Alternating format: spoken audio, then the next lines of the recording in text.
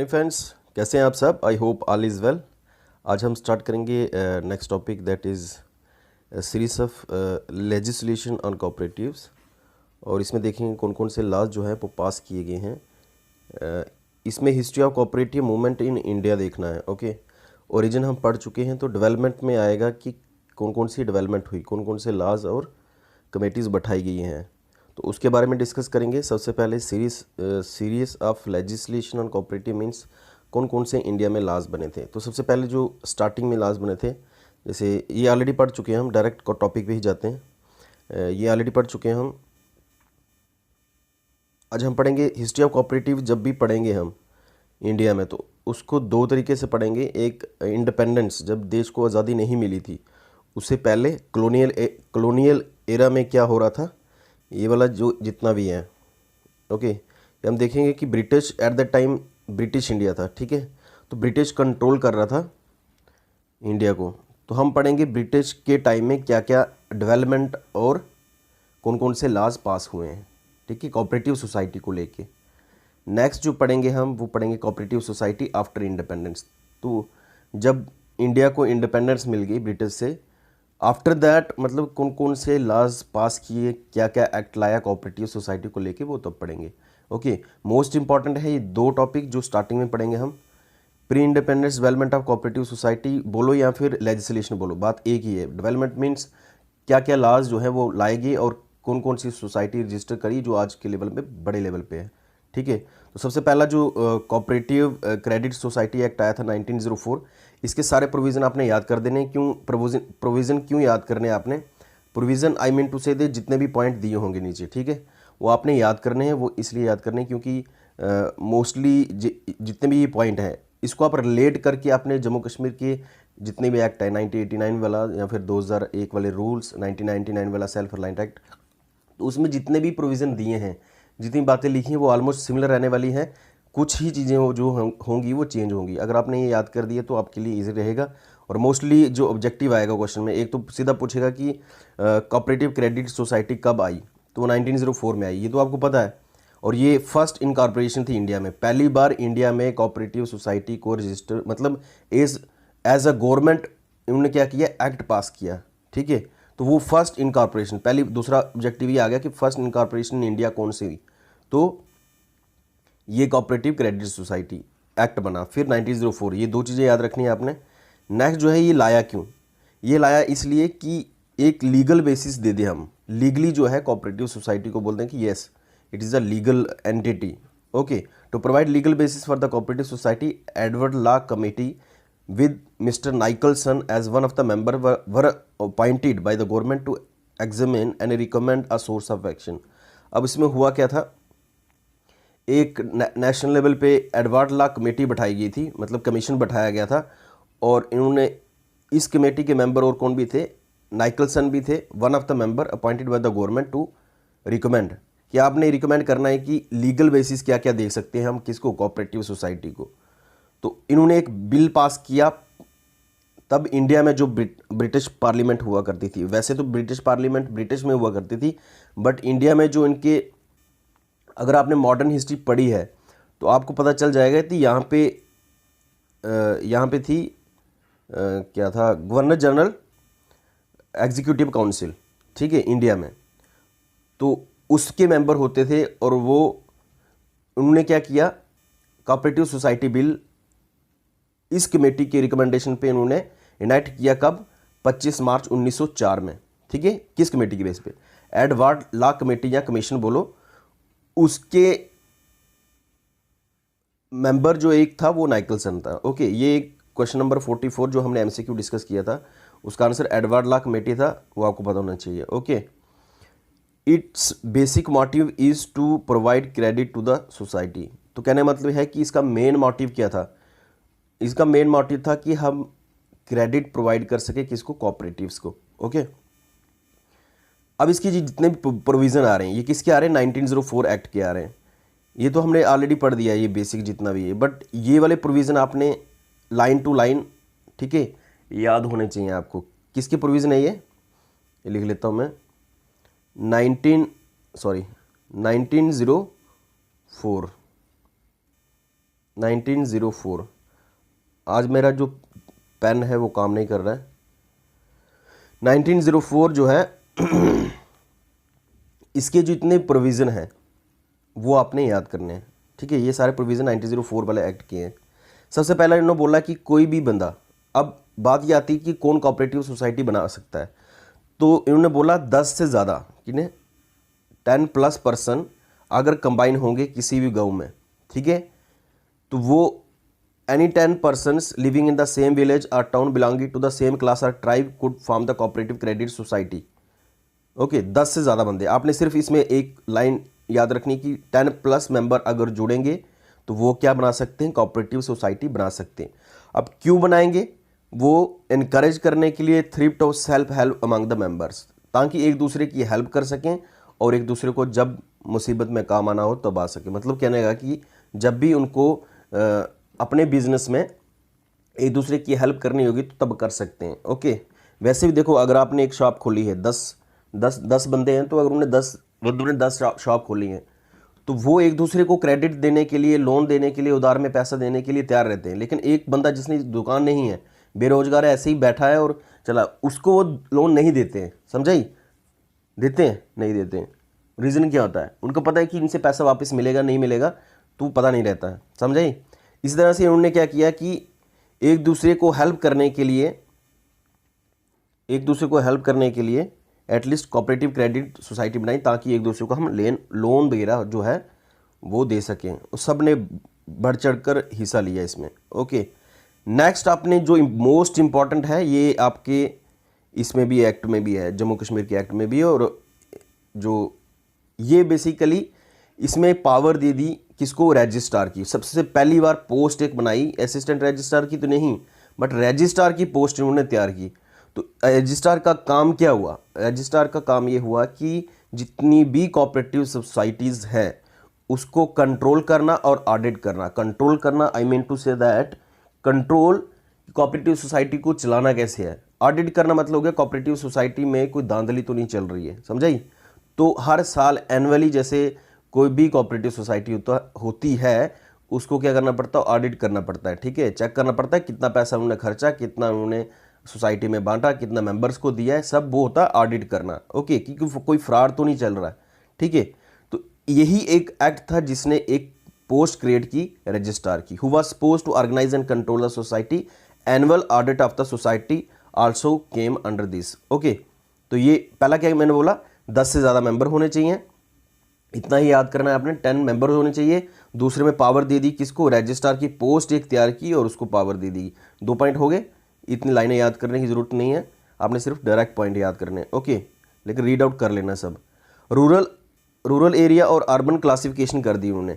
अब रूरल और अर्बन को क्लासीफाई कैसे किया, हम किसको रूरल एरिया बोलेंगे और किसको अर्बन एरिया बोलेंगे, और किसको, किस सोसाइटी को क्या क्या बोलेंगे, वो इन्होंने बोला सोसाइटी जिसके 80% से ज़्यादा टोटल मेंबरशिप है, ठीक है, वो थी एग्रीकल्चर, मतलब एग्रीकल्चर के रिलेटेड जितनी भी टोटल मेंबरशिप थी वो 80% थी, उनको इन्होंने क्लासिफाई किया है कि ये रूरल एरिया है। Okay, a society in which 80% of the total membership was agricultural was classified as a rural area, and the one in which 80% of the membership was non-agriculture were classified as urban। तो इसमें कहने की बात यह है कि urban और rural classify कैसे किया इन्होंने। जो लोग एग्रीकल्चर, 80% लोग जो थे जिनकी मेंबरशिप एग्रीकल्चर के रिलेटेड थी, ओके, तो उनको इन्होंने बोला ये रूरल एरिया। अर्बन एरिया किसको बोला, अर्बन एरिया उसको बोला जो नॉन एग्रीकल्चर वाले बंदे थे, उनको क्या बोला, अर्बन एरिया। ओके, इसके बाद जो 4th पॉइंट है ये काफ़ी इंपॉर्टेंट है और ये आपको याद कर देना है। ठीक है, अब ये इंपॉर्टेंट क्यों है मैं बताऊंगा आपको। रूरल सोसाइटी, इनके पास अनलिमिटेड लाइबिलिटी थी। ठीक है, जितनी भी रूरल सोसाइटी थी उनके पास क्या थी, अनलिमिटेड लाइबिलिटी। वर्ड को पकड़ना है, लिमिटेड लाइबिलिटी नहीं बोला है, तो बोला है अनलिमिटेड लाइबिलिटी। इस एक्ट में बोला है, फर्दर एक्ट में क्या बोला जाएगा वो चेंजिंग आएगी, इसलिए मैं बोल रहा था प्रोविजन को बड़े अच्छे से पढ़ना है। But urban society were free to opt either limited और अनलिमिटेड लाइबिलिटी। तो जो अर्बन सोसाइटी थी उनको बोला गया कि आप लिमिटेड लाइबिलिटी बोल कर सकते हो या अनलिमिटेड, बट रूरल एरिया के लिए उन्होंने अनलिमिटेड लाइबिलिटी कर दी। Next 5th point, rural society was not permitted to distribute profits. But in case of urban society, profit could be distributed after carrying 25% of the net profit to the reserve fund. इन्होंने एक reserve fund बना दिया था, ठीक है, और 25% जो है जितना भी प्रॉफिट होगा सोसाइटी को वो डिस्ट्रीब्यूट कर दिया जाएगा, लेकिन रूरल एरिया में ऐसा परमिशन नहीं दी गई। ओके, नेक्स्ट आपका आ गया 6 पॉइंट। ये एक ही लाइन है और इसमें सब चीज़ें दे दी हैं मैंने। ओके, इसमें क्या है कि इस एक्ट ने क्या क्या चीज़ें लाई, 1904 वाले एक्ट ने क्या क्या लाई है। एक तो इन्होंने सोसाइटी बनाने की बात करी, कॉन्स्टिट्यूशन ऑफ सोसाइटी। एक तो एलिजिबिलिटी ऑफ मेंबरशिप क्या होगी वो बताया उन्होंने। रजिस्ट्रेशन सोसाइटी को कैसे करना है वो बताया उन्होंने। लाइबिलिटी ऑफ मेंबर्स कौन सी रहेगी, अनलिमिटेड रहेगी या फिर लिमिटेड रहेगी वो बताया उन्होंने। डिस्पोजल ऑफ प्रॉफिट हो गया कि प्रॉफिट जो है रूरल एरिया वाली जो कोऑपरेटिव सोसाइटी वो कैसे करेंगे और अर्बन एरिया वाले कितना करेंगे वो भी बताया। Share and interest of members कितने रहेंगे वो भी बताया। Privileges of the societies, claims against members, audit करना, इंस्पेक्शन करना, इंक्वायरी करना, डिसोल्यूशन करना, exemption from the taxation and rule making power. Exemption of taxation ये हुआ कि जितनी भी कोऑपरेटिव सोसाइटी थी उनको टैक्स पे नहीं करना पड़ता था, उनके लिए मतलब इनकम टैक्स और स्टैम्प ड्यूटी फ्री होती है जितनी कोऑपरेटिव सोसाइटी थी। ओके, आई थिंक इतना काफ़ी है। नेक्स्ट हम इसमें क्या क्या याद रखना है। फर्स्ट पॉइंट आपका कि 10 मेंबर होने चाहिए, 10+ मेंबर। दूसरा है कि रजिस्ट्रार की पोस्ट तैयार की। तो तीसरा है कि 80% जो एरिया एग्रीकल्चर वाले हैं उनको रूरल बोलेंगे और जो नॉन एग्रीकल्चर वाले होंगे 80% उनको अर्बन बोलेंगे। ये क्लासिफाई की। दूसरी बार रूरल सोसाइटी जितनी भी होगी उनको अनलिमिटेड लाइबिलिटी बोलेंगे और अर्बन वालों को चॉइस दी कि आप लिमिटेड अनलिमिटेड लाइबिलिटी ले सकते हैं। बाकी डिस्ट्रीब्यूटेड फंड जो है, पैसा जो है ये अर्बन सोसाइटी को 25% और रूरल वालों को नहीं माना। बाकी ये जो 6 पॉइंट है ये आपने याद कर देना। इसके अलावा first few cooperative society registered in India under the 1904 act. 5-6 साल में कौन कौन सी कोऑपरेटिव सोसाइटी पहली बार रजिस्टर हुई थी इंडिया में, तो एक दो नाम याद कर दो। जैसे राजौली विलेज बैंक जो था इन्होंने रजिस्टर किया था। मतलब इस एक्ट जब ये 1904 एक्ट बना था ब्रिटिश के टाइम में, तब फर्स्ट 5-6 साल में कौन कौन सी सोसाइटी जिन्होंने रजिस्टर किया था। ओके, ये कुछ नाम है, ये आपको पता होना चाहिए। पीडीएफ आपको मिल जाएगी, वहाँ से आप देख लेना। अब नेक्स्ट टॉपिक जो है वो है cooperative society 1912।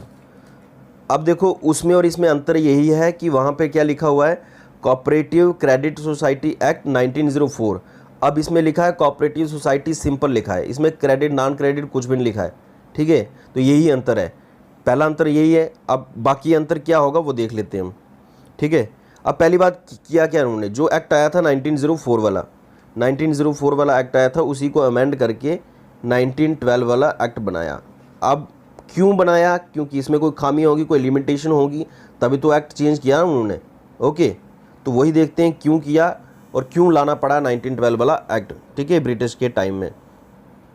The act of 1904 later was amended in 1912 to permit the formation of society for the purpose larger than rural lending।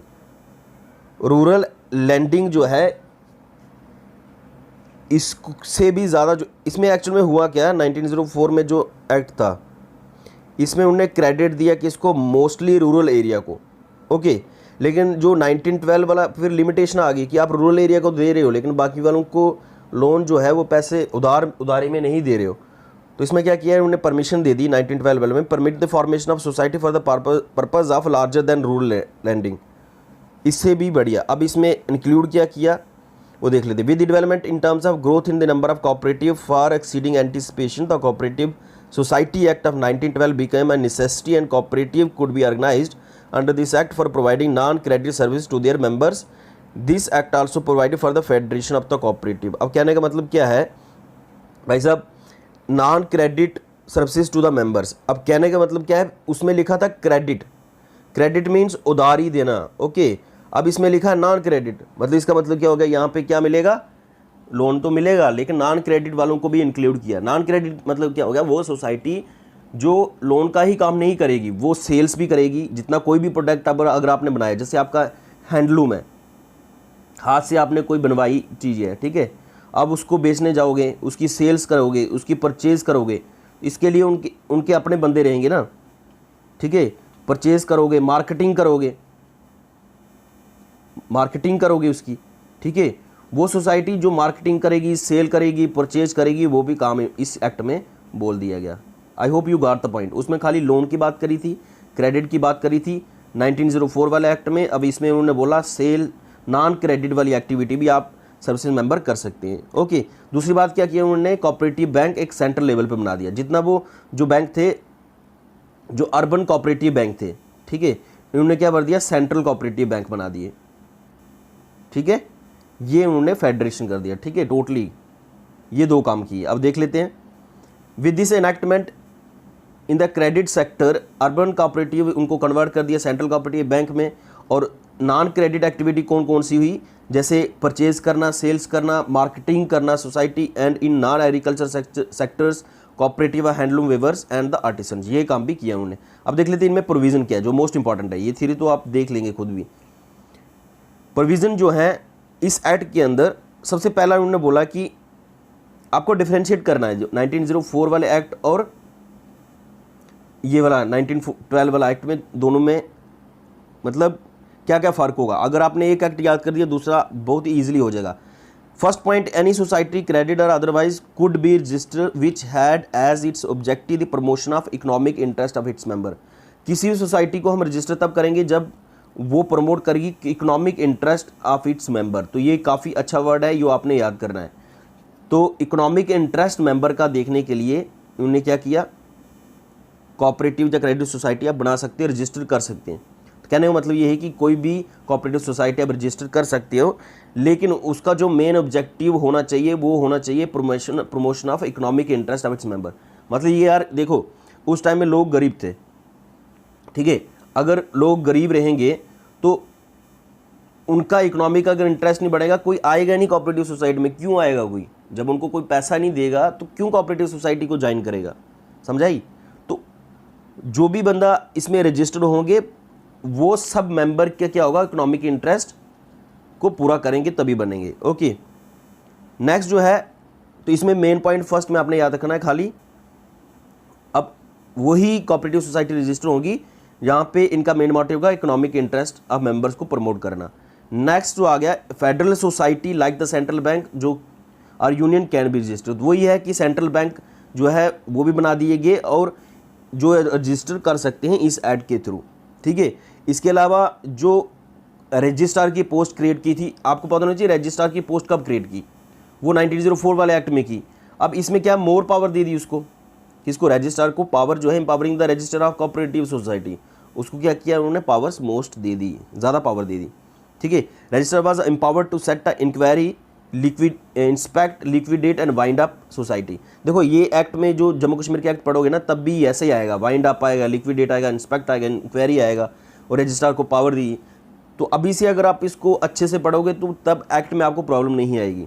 Okay, वो सेम रहने वाला है। तो इसमें कहने का मतलब है कि रजिस्ट्रार को पावर दी कि वो कोऑपरेटिव सोसाइटी की इंक्वायरी करेंगे, इंस्पेक्ट करेंगे, जब भी लिक्विडेट हो गया बंद करने की बारी आएगी तब वाइंड अप वगैरह। ओके, अगर बंद करनी हो कोऑपरेटिव सोसाइटी तभी रजिस्टर करेगा, इंक्वायरी करनी होगी तब भी, इंस्पेक्ट करना होगा तब भी। ये पावर उसको और दे दी, पहले इसको ऑडिट की पावर दे दी थी पावर्स। ओके, नेक्स्ट जो है प्रोविजन का फोर्थ पॉइंट जो है, unless otherwise directed liability of the central society was to be limited and that of rural credit society unlimited. तो ये सेम रहा है जितना वो वाला हमने पॉइंट पढ़ा। फिफ्थ पॉइंट इसमें बोला है कि कोई भी बंदा जो है 1000 रुपये से ज़्यादा जो है शेयर उसका नहीं होगा, ठीक है।